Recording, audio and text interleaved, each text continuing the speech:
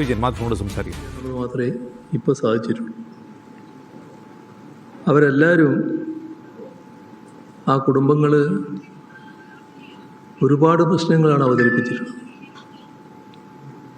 ആ പ്രശ്നങ്ങൾക്ക് പരിഹാരമുണ്ടാകണം. ഇപ്പോഴും ഒരു അനിശ്ചിതത്വം ആ കാര്യത്തിൽ നിൽക്കുന്നുണ്ട്. ഇപ്പോൾ മരണമടയുന്നത് കുടുംബത്തിൻ്റെ അത്താണിയായിട്ടുള്ളവരാണ്. അതോടെ കുടുംബത്തിൻ്റെ അവസ്ഥ എന്താകുമെന്നത് സാധാരണഗതിയിൽ ഊഹിക്കാവുന്നതേ ഉള്ളൂ. അപ്പം അങ്ങനെ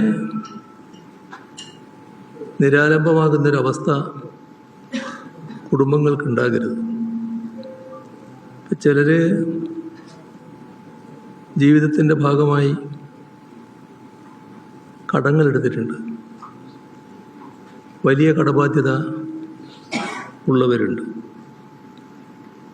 അതോടൊപ്പം താമസിക്കാൻ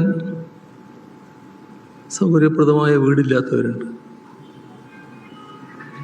അപ്പം ഇത്തരം കുടുംബങ്ങളെ പ്രത്യേകമായി തന്നെ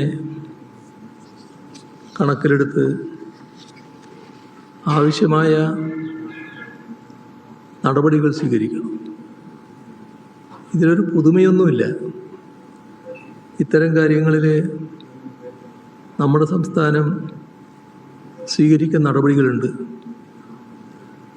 ആ നടപടികൾ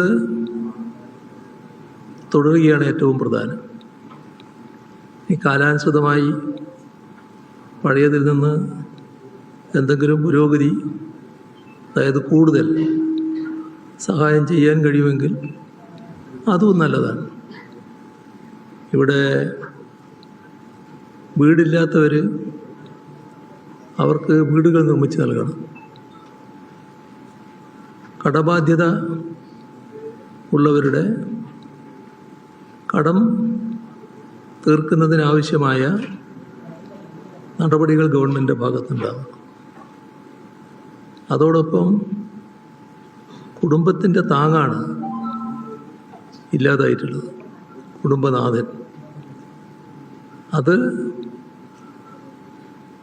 ഒന്നുകൊണ്ട് നികത്താനാവില്ലെങ്കിലും കുടുംബത്തിലുള്ള ഒരാൾക്ക് തൊഴിൽ കൊടുത്തുകൊണ്ട് അവരെ സഹായിക്കാൻ തയ്യാറാവണം. ഇതൊക്കെ ഇത്തരം കാര്യങ്ങളിൽ നേരത്തെ നമ്മുടെ സംസ്ഥാനത്ത് നടപ്പാക്കിയ കാര്യങ്ങളാണ്. അത് നടപ്പാക്കുന്നതിന് സർക്കാർ തയ്യാറാകേണ്ടതുണ്ട്. രാജേഷിൻ്റെ കുടുംബത്തിൽ ഭാര്യയ്ക്ക് തൊഴിൽ എന്നതാണ് പൊതുവെ ഉയർന്നു വന്നിട്ടുള്ളത്. ചെറിയ കുട്ടികളാണ്. ആ കുട്ടികളുടെ വിദ്യാഭ്യാസം